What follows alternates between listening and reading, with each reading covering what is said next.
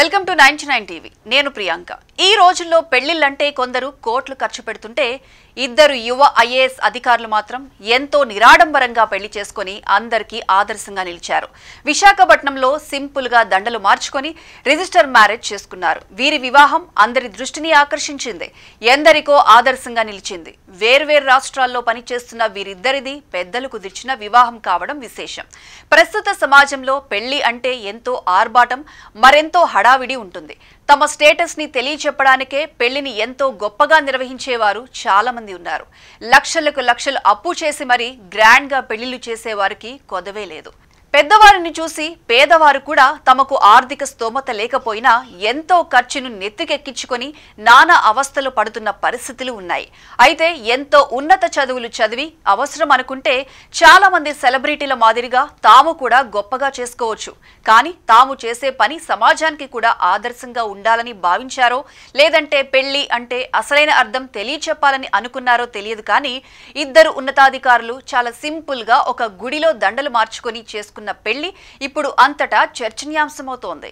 వధువు శ్రీపూజ ఐఏఎస్ అధికారి. ఆమె అల్లూరి సీతారామరాజు జిల్లాలో పాడేరు ఐటీడీఏ ప్రాజెక్ట్ అధికారిగా, అలాగే సంయుక్త కలెక్టర్ ఇన్ఛార్జిగా బాధ్యతలు నిర్వహిస్తున్నారు.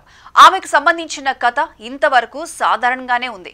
కానీ ఆమె వ్యక్తిగత జీవితంలోకి అడుగుపెట్టిన పద్ధతి అందరి దృష్టిని ఆకర్షించింది. వరుడు ఆదిత్య వర్మ మేఘాలయ క్యాడర్ కు చెందిన ఐఏఎస్ అధికారి. వీరి మనసులు కలిశాయి, మనువులు కుదిరాయి. కానీ వీరి వివాహం జరిగిన పద్ధతి చాలా ప్రత్యేకంగా ఉంది. వారు పెళ్లిని సింపుల్ గా మనసులకే పరిమితం చేసుకున్నారు. విశాఖలోని ఒక ఆలయంలో ఇద్దరు దండలు మార్చుకుని వివాహం చేసుకున్నారు. వెంటనే సూపర్ బజార్ రిజిస్ట్రార్ ఆఫీస్ లో తమ వివాహాన్ని రిజిస్టర్ చేసుకున్నారు. ఈ పెళ్లికి హాజరైన వారు చాలా తక్కువే, కుటుంబ సభ్యులతో అత్యంత దగ్గర వారు మాత్రమే.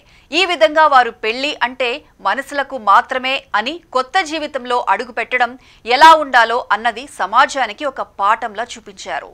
వీరిది ప్రేమ వివాహం కాదు, పెద్దలు కుదిర్చిన వివాహం అయినప్పటికీ సింపుల్ గా పెళ్లి చేసుకున్న తీరు అందరికీ ఆదర్శంగా మారింది. ఇక ఈ ఇద్దరి కుటుంబ నేపథ్యం కూడా ఆసక్తికరంగా ఉంది. శ్రీపూజది కడప జిల్లా అయితే వారంతా భీమవరంలో స్థిర నివాసం ఏర్పాటు చేసుకున్నారు.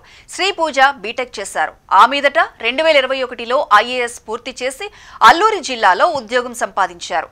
ఇక ఆదిత్య వర్మ విషయానికి వస్తే ఆయన ఉత్తరప్రదేశ్ లోని మీర్జాపూర్ కు చెందినవారు. తండ్రి పోలీస్ అధికారి. ఇలా కడప అమ్మాయి, యూపీకి చెందిన అబ్బాయి ఇద్దరు ఈ విధంగా ఒక ఆదర్శవంతమైన తీరులో నవ దంపతులుగా మారారు. ఎందరికో స్ఫూర్తిని నింపారు. అందరి చేత శభాష్ అనిపించుకుంటున్నారు.